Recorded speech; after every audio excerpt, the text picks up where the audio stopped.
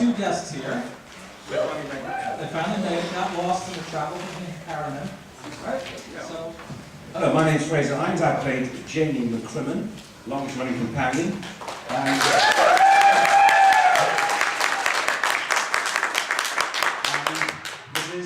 And my name's Colin Spaull, and I played in the classic series.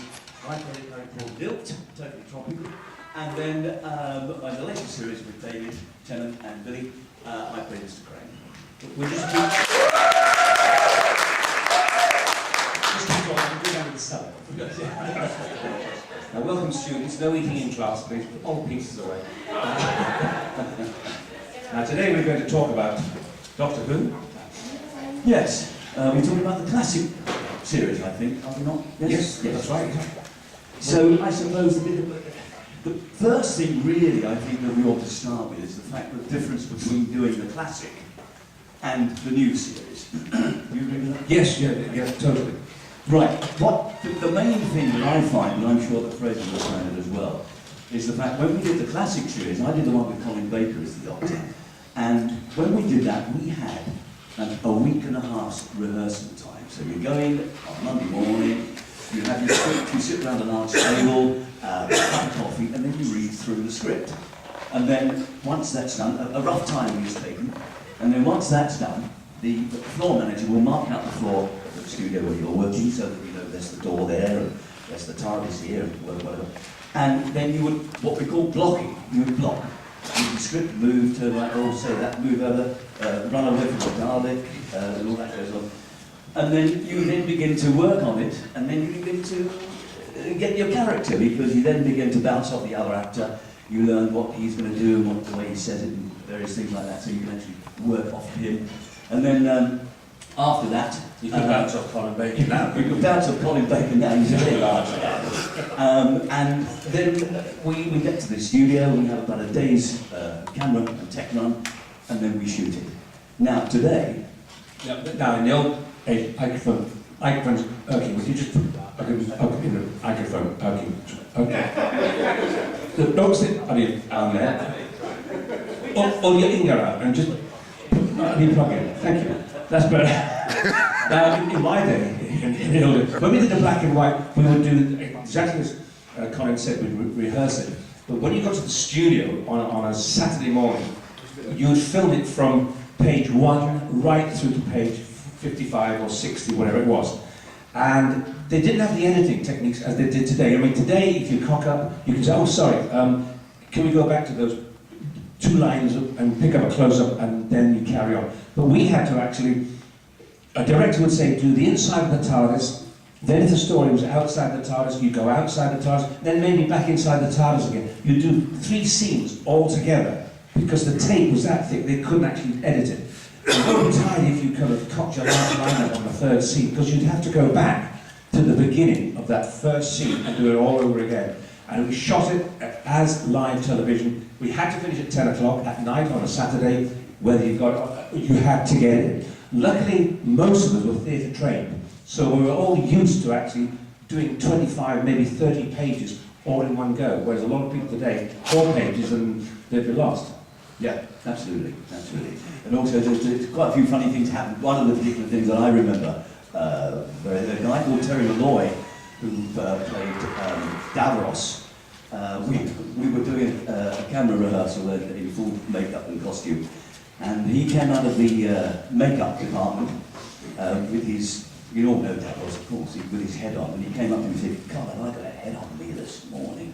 It just made me laugh. I just thought I'd share that with you. Did anybody see the Tomb of the Cybermen? Because we had a very strict director called Maurice Barry in those days, for that particular story. And he would rehearse you.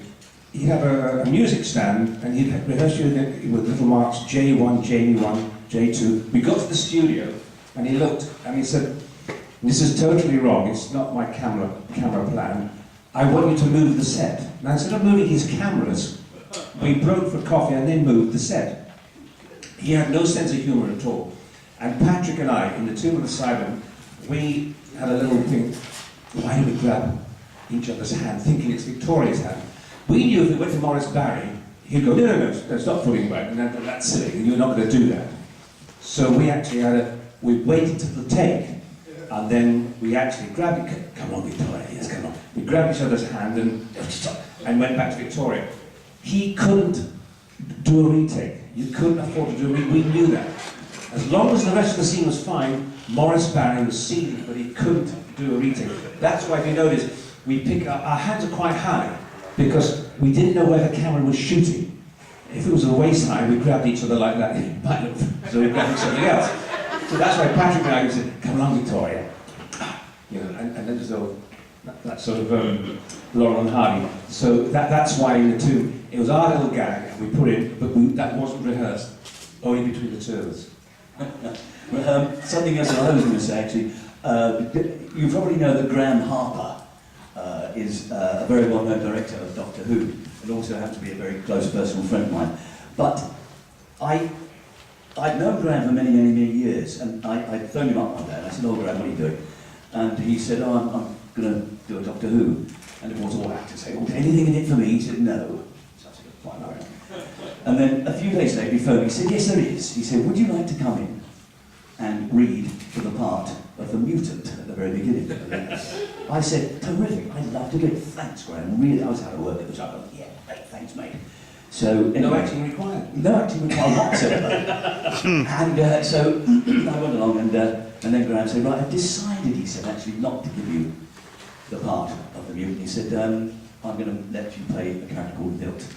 And that's how that started. But what I'm going to say is that I have a lovely story, because I turned that part down, sort of turned that part down, and the next person that he was offered to, Laurence Olivier. Absolutely true. We heard, or Graham heard, that he was a fan of Doctor Who, so he thought, what? I wonder if he'd just come in and do a small part, like the mutant, you know, freezing cold, shot him, it was like 12 below zero, and snow, and this guy was in this pond, and I could just see Laurence Olivier coming up with the sous vide on his head. He didn't do it, actually, obviously. But yeah, that's, I turned a part down, and it was offered to Laurence Olivier, and that's really brilliant. That's a great story. That's a lovely story, yes. I get a lot of kids coming up to me and saying, oh, 12 years old, you know, we weren't alive when you did the black and white stuff, but we've started to watch it. Nor was I. Yeah. When I was very young, I had a nappy under my kilt. That's how young I was. And they loved the black. People at the BBC said, oh, we don't like showing black and white. But kids love the black and white, because black and white, I think, is more terrifying. Blood is a better colour in black and white than it is in colour, because you can get the right colour. And shadows in black and white, in black and white, somebody can step out of a shadow and grab you. Whereas with colour, black, for enough, is not a colour. So to step out of the shadows, you have to come from way back here, because the black blends out. You don't get the shock element at all. So a lot of the black and white stuff is more horrifying, I think, than it is with the colour stuff today. Yeah, I think you're absolutely right, yeah. And their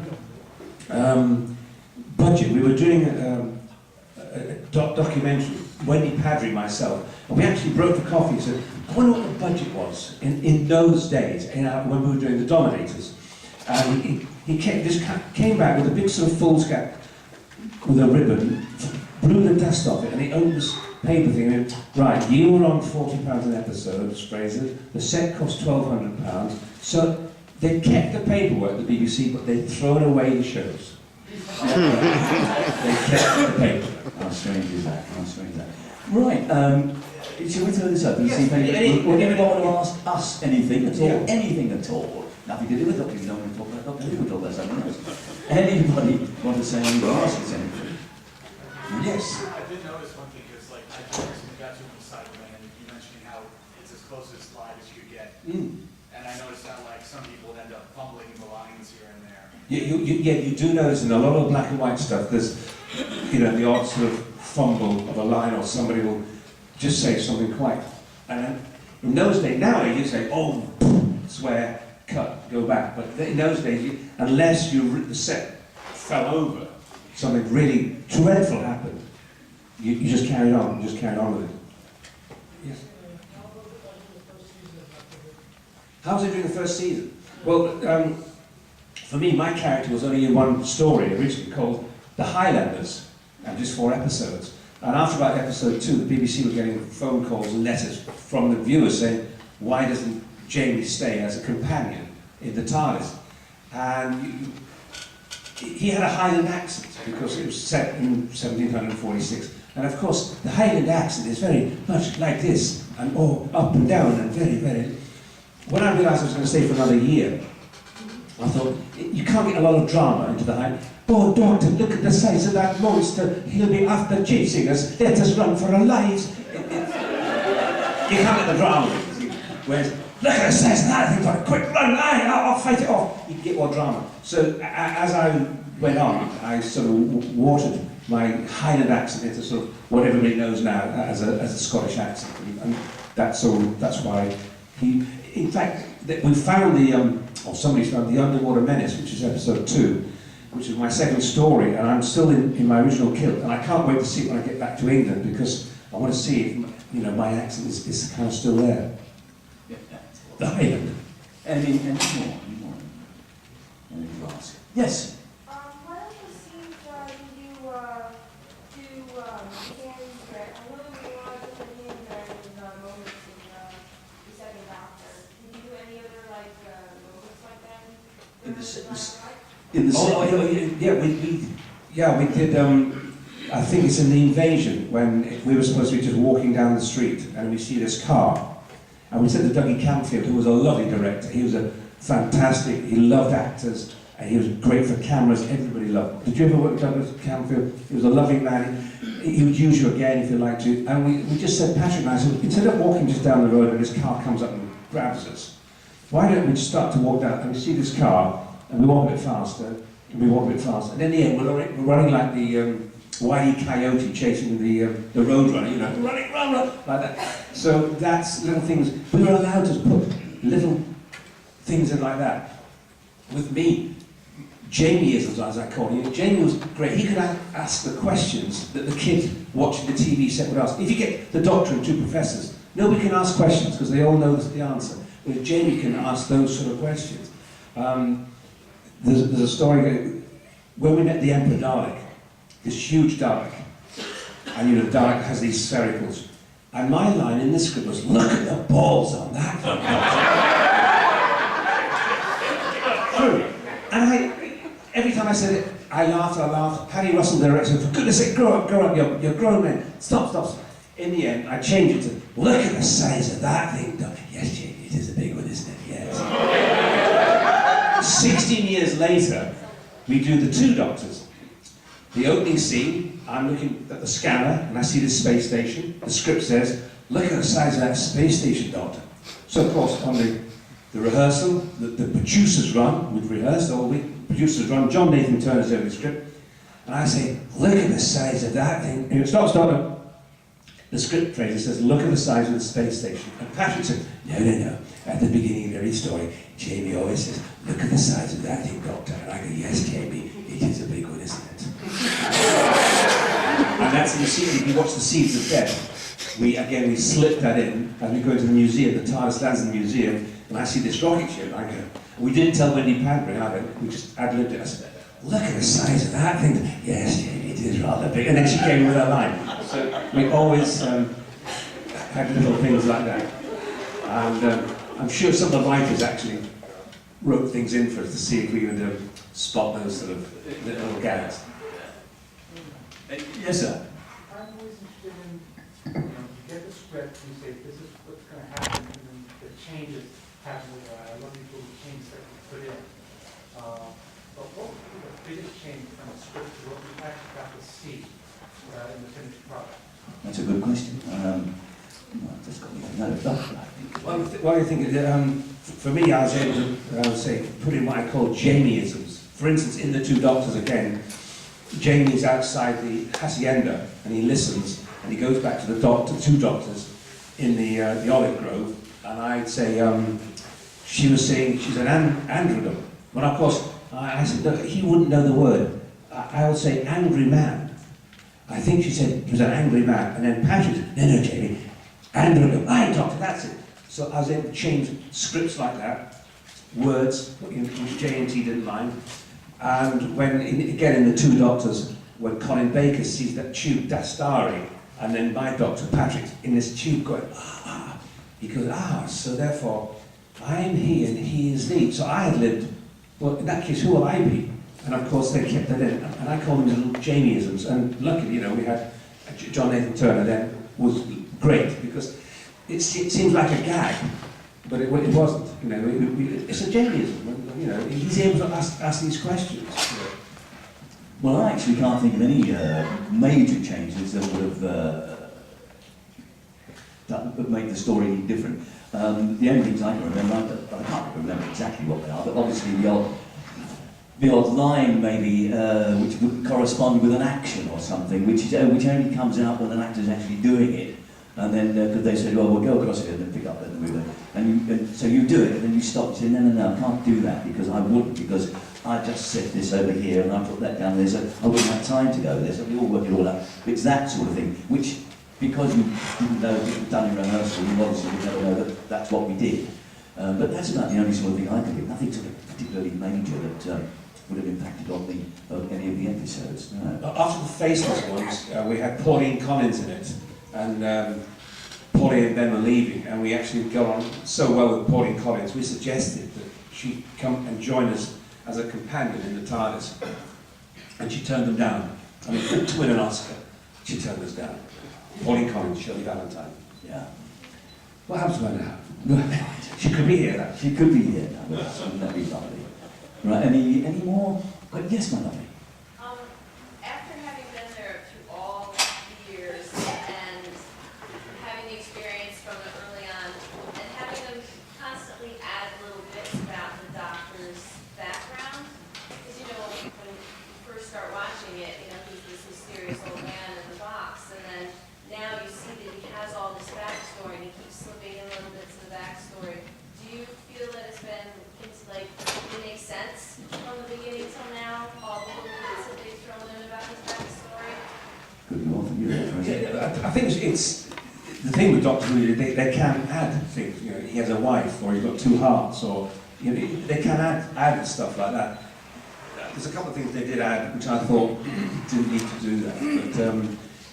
But that's the character. You can add stuff to it, and I think when you get a new producer or new writers, they always say, well, I'll put this. That's my sort of stamp. I made the Doctor do that, or I made. And a lot of writers are always looking for new monsters, because then they get the residuals from all the models that are made as well. That's right, that's right. A pal like Keith Temple, he wrote and slipped this new monster in. And I think Stephen Moffat said, Keith, this monster that comes in here, no. Oh, but it's a good idea. No, we'll stick to the Daleks, or we get the monster. No. But a little story about the Ice Warriors. Once the Ice Warriors costumes, once they were bolted in, they couldn't sit down. They were bolted to the huddle, they couldn't sit down, so Bernard Breslau, playing the King Ice Warrior, the leader, he had a shooting stick, and his dresser would stick the shooting stick up his bottom so he could sit back and just at least lean back, because he had his costume on. And it's very disconcerting if you're playing a scene, Colin and I are playing a scene here, and the camera's there, at the corner of your eye, there's this Ice Warrior sitting on a shooting stick, reading the Racing Post.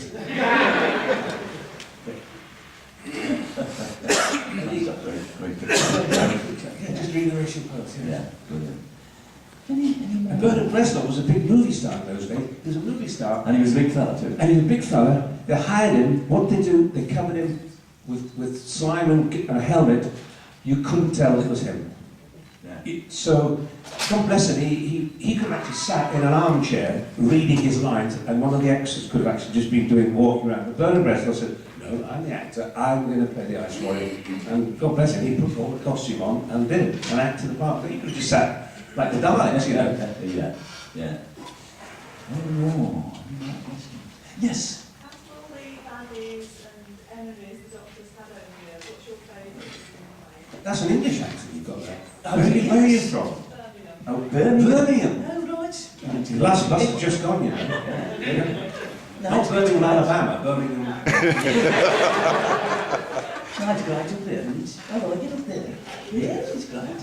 Birmingham, right. Birmingham, I work in Birmingham, don't we? Anyway, anyways, obviously, because I joined Doctor Who in about, I don't know, I can't remember, it was the 80 years, I forgot. The Daleks came back for the first time after a long absence. And so I obviously battled them with the Doctor. And then the most recent one I did with David and Billy, it was the return of the Cybermen after a long time. So they are the only two that I've actually ever known.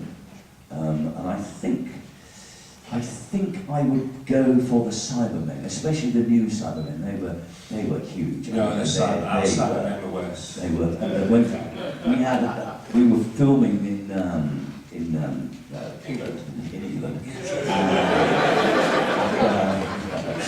In Cardiff, we were in Cardiff, see, and we were in Cardiff. It was freezing cold. There were about 10 of these guys in these. The seat they looked really, really, really good. And when they all started walking towards you, you think, oh my God! You know, and I knew there were just people inside them, and I just had coffee with them 10 minutes ago. But they were very menacing and fantastic. I thought that they were really, really good. You see, our Cybermen in the black and white days, their shoes were Wellington boots sprayed silver.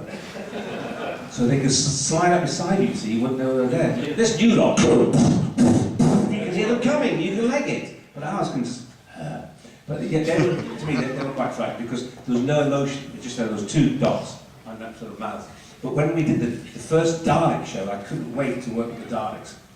And I loved it, and there's an old unwritten law, you must never touch the props, you know, never fool around, you might break something.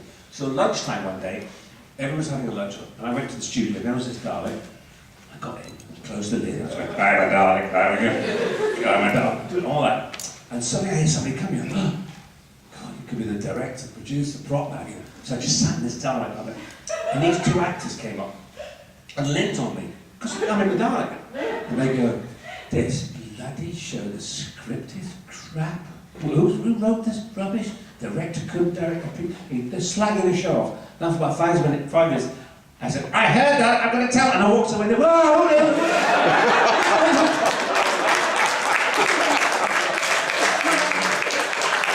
it's like leaning on a wardrobe, you know, in a wardrobe. So he walks, what's in that? You know, I got beer all week, I got beer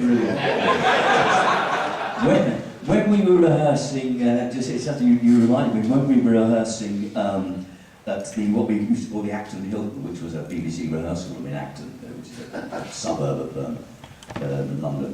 And we had the Daleks, but they were just sort of little cages with like a seat and sort of casters, and you get about 3 or 4 guys used to sit in it, just sort of walk themselves around with just their bodies were showing, you know, they didn't have the top on. And we were in the studio, we were actually recording, or it was on a recording day, we were doing a camera rehearsal, and they all had to go out the door. And it was rehearsed, but the one particular one went out first, followed by next one. So they had a sequence in which they out the door. So they still had their heads off, and there was a huge, like a traffic jam of Daleks trying to get through the door. They'd all missed it. And one who's a very, very nice boy who was playing this particular Dalek, he said, I'm supposed to go first. that was so funny. John Scott Martin, was he one of the Dalek operators? John Scott Martin, long grey hair, and he, as you say, rehearsed with a little skirt on, but he'd be knitting. And he'd how can I be terrified of a Dalek? And there he's sort of knitting like that. But the Ice Warriors, how they killed somebody, there was a mirror made of rubber, shiny, shiny mirror. And the actor would run up, face the mirror, but the camera would be shooting on his mirror image. And a prop man would pull this handle, so when the Ice Warrior killed him, it looked like his body was convulsing like that, convulsing. So this Ice Warrior would go, I'm scared, kill. And the actor ran up, the camera was on the chip, and the prop man went, and the handle came off. And the Ice Warrior would go, come on, ah, shit, this is the bugger.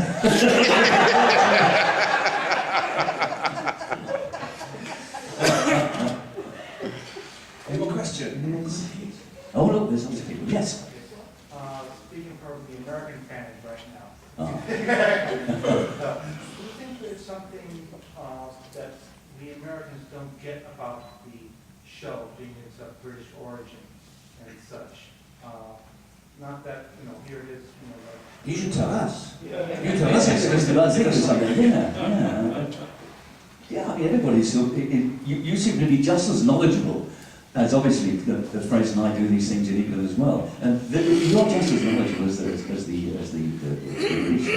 And you get that, otherwise you wouldn't be sitting here now, because you say, oh, I don't get that show, that Doctor Who thing, I don't get that. Oh, I'm sticking with Star Trek. Yes, sir. Now, extend on that, when Doctor Who was being revived back in 2005, there was some talk about not bringing it here because people wouldn't get it because it was so British. And we're sitting here going, well, hello, Bonnie Python, Old Towers, Yeah. Old Doctor Who. Yeah. We were actually going to do the two Doctors in New Orleans, which we were all looking forward to. We were so excited. And then the American money, for some reason, they pulled the American money, so that's why we shot it in Seville, which we were really peed off about, because I've never been to New Orleans, and I was really looking forward to going to New Orleans. But Seville was lovely. It was lovely. It was very hot in the two Doctors. In fact, one day it was so hot, I saw a dog chasing a cat, and they were both walking. That's very hot. Typical hospitality gag, isn't it? Talking about that, and you realise, you found this out a short while ago, that my great-great-great-grandfather was killed at the Battle of Little Bighorn. No, really? Yeah. He was camping in the field next door, and he went over and asked him to keep the noise down. Somebody shot him. But a lot of Americans have a Scottish affiliation. We were filming in Seville, 7 o'clock in the morning. I get into the lift, and I've got Jamie's kilt, sword belt, frilly shirt, the full claymore, the lot. And there's an American guy with a coat, baseball cap, sitting there, standing in the lift. I get in, and he looks, I'm Scotch too, you know. Listen, I always think Scotsmen go on holiday wearing their kilts, swords, and I am away down the beach now. He didn't go, oh my God, what are you wearing? I'm Scotch too, you know. Didn't carry on drinking his coat.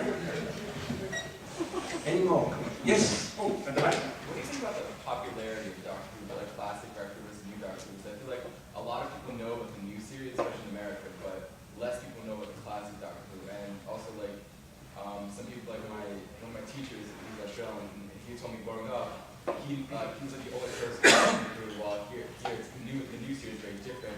It's more of a popular fan. Do you feel like that's true in like London as well, where like it wasn't as popular, the old series wasn't as popular as the new series now? The new series is not as popular, or the old The new series? series like more popular, there's more people, there's a bigger fan base, there's more people into it. Well, it's moved with the times. I mean, you know, when we had 100 Daleks, there would be a camera, 3 Daleks going around the camera 30 times, you know. Now with CGI, you just have 1,000. Plus the fact that, of course, the fact is that when did it actually start? The first series? 63, was it? Thank you. There were not that many television sets in England. You know, so not a lot of people saw it. And obviously now, everybody must have at least 2 or 3 sets in their house. I mean, with kids, and then one in the lounge, one in the kitchen or whatever. So many more people see the new series because so many more people have got the facilities to actually view the new series.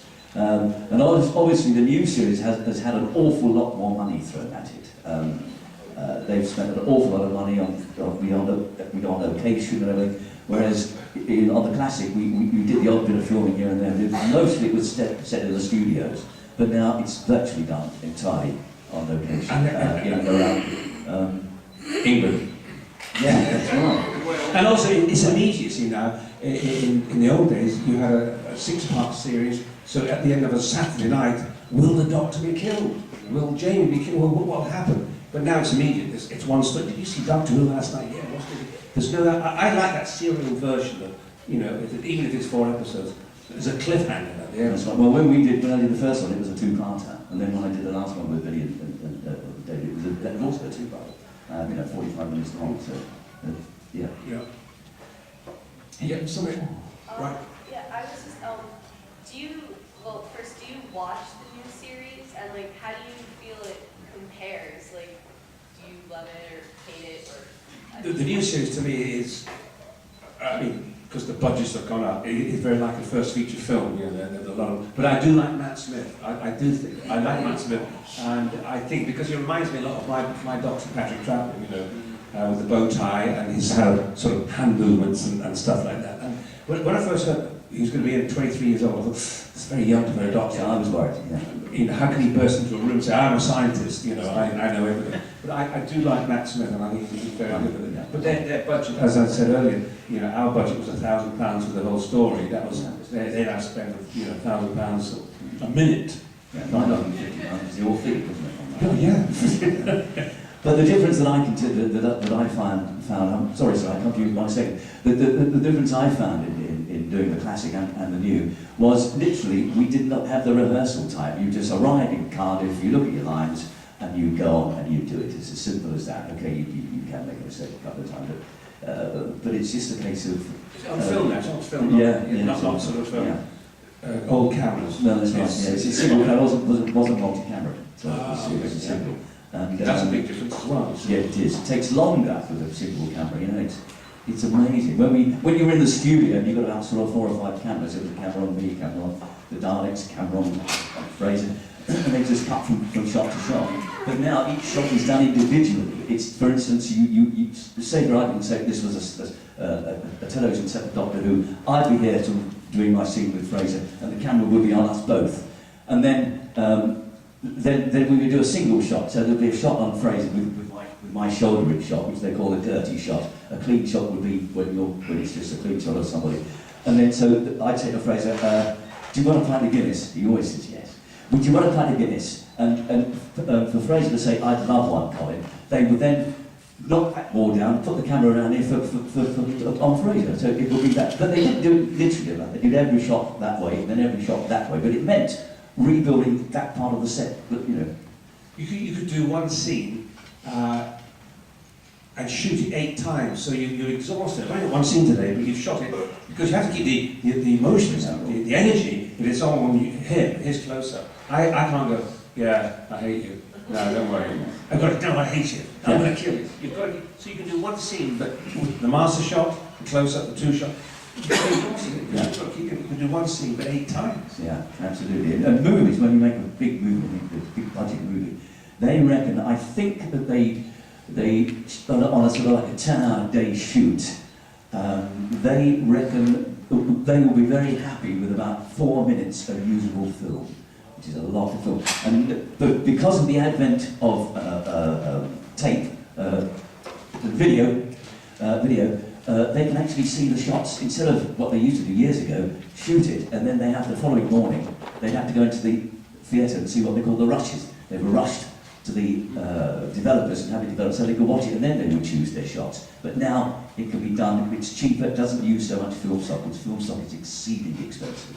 But with the advent of video, there's a video camera right beside the main television film camera or whatever. So. Have you got a question? Yes, I'm so sorry. Sorry. No, it's fine. Yeah, just thinking of a comparison, as you guys have seen of the newer stories and the earlier ones. I've seen others who've never seen the older ones, and when they go to them, they're criticized or they're unsure about them because of pacing. Like a lot of the earlier shows, you know, with the Second Doctor and the Third and the First, the stories were 6 parts longer. It seemed to be a bit more slow in developing the stories, which were always fun. The newer ones seem to be more, you know, a bit more frantic. Yeah. Is that just sort of a time, like, you know, a generational thing, do you think? Or is it... I think so. I think that it is, I think it just keeps the viewer interested, being so short, you know, it's like... well, everybody's in a rush now. Anyway, well, that's right. In a rush, rushing here, rushing there. That's right. And then you get, I love the series 24, but it's 24 episodes, you know, before you get to the end. But yeah, it's 2 episodes of a story. I think it holds the viewer's interest anyway, as opposed to making them wait about sort of 15 weeks before they know the outcome. I mean, if you see the tomb on the side of that, there's a lovely scene between Patrick and Victoria, and a little slow scene where she's talking about how she misses her family and he's missing. You couldn't have it today. a human story. There'd be monsters here, guns and fire. You couldn't have a lovely, little, gentle story. Everybody's asleep except Patrick and Victoria talking about her father. You wouldn't have it nowadays because it's going to be rush, rush, bang, bang, bang. Car chases. Yeah. Thomas chases. Any other questions? Yes. Yes, sir. What's it like today, looking back, either with the Colin Baker years or the Patrick Troughton years? Now, this has become an epic, iconic series, and it's a part of history. It's a part of science fiction history. And the sound the TARDIS makes is as familiar to the people in this audience as the song Yellow Submarine. You know, everybody knows it. It's almost part of our DNA. Now, what's it like to look back at your efforts, either with Colin Baker or with Patrick's years today? Well, we do the DVDs now. We do a commentary on them, so people can buy them, watch the show, or they click onto commentary. And whenever they ask me to do it, they say, "Oh, Frazer, we'll send you a clip of the whole show, so you can actually." And I said, "No, there's a lovely memory that I can remember things that happened, you know, and I just watch it and talk as I'm going along. And I love to watch it. You talk about happy times. It was 3 of the happiest years of my life doing that show. And also, if I watch it, oh, I'm going to tell that story there. And Wendy Padbury might turn up, sitting beside me, and she starts to tell her story. And I go, oh no, I wanted to tell that. So it's better not to rehearse everything. For me, I just like to watch it, and it's. People come up and say, oh, we watched The Dominators, and I love the commentaries, I love the silly gags we do, and, you know, talking about it. I just love watching the show, and when the more they find, you know, I think they're going to be doing the Ice Warriors in animation, because it's a 6-parter, they've got 2 stories missing. Excuse, you're late, have you got a note? See us in the class afterwards, Miss Lowen. Thank you very much. Yeah, I was going to say, it was quite strange when I first did my first Doctor Who, and I suspect that Frazer will probably feel exactly the same. We had no idea that it would be the way that it's turned out. It's a children's show. Such a children's show. 5:15, Yeah, kids but it is. TV. I knew I was doing it. I thought, oh great, I'm working again. You know, nice job for an actor to do. But little did I know, and obviously did Frazer know, that it would happen like this. You know, we get taken to various places around the world, in London and Birmingham, and to these conventions. I never knew that was going to happen. In a million years did I think that was going to happen. Something I did all those years ago, and I've now seen loads of America, been to Australia. You know, to say it's just something that happened as a children's television show at 5:15 after the football results and before the 2 Ronnies or whatever. It was just a children's show. Yeah. And that's why Patrick, he was having such a good time, and so was I, but his wife was saying, you must leave, you're doing children's television, you must leave, you're a better actor than that. And my agent, you should Darling, you've done 3 years now, you must do films, you do, because those did films were the up and coming thing. You must do films now.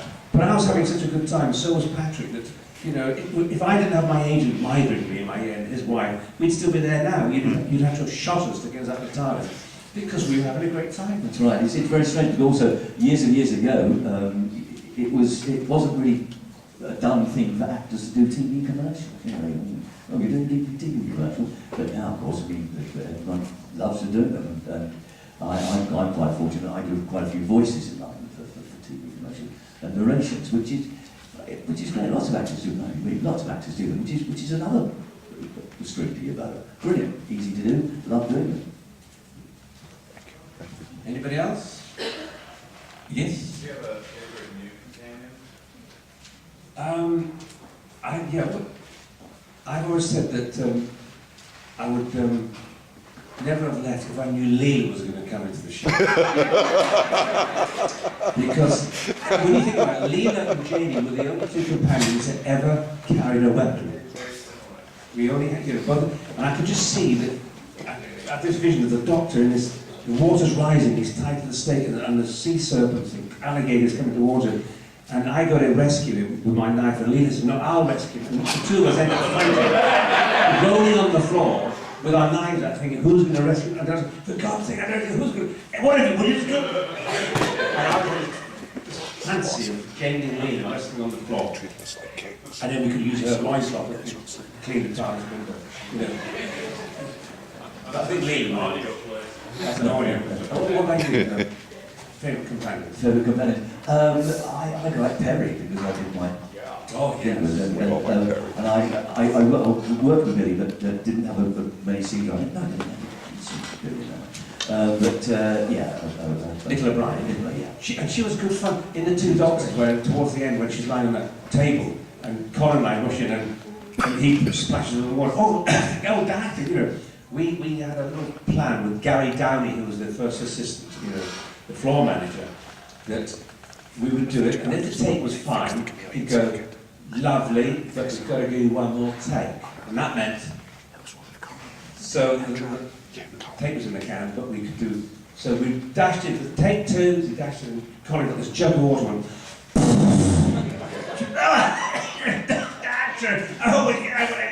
and then we started to laugh. We said, "Oh, you bastards!" She kept acting until she realised that we were really, you know, laughing. And we never, because we were so laughing, we never actually said, "Did you take that? Was it, or was it just?" Because I'm sure if they take, there was a lovely blooper there. That's just throwing the water over it. Yeah, that would have gone on to a thing we have in England called Auntie's Bloomers, which is a BBC outtake programme. Right, I think, ladies and gentlemen, that we've actually come to the end of our session with you all. Thank you so much for coming.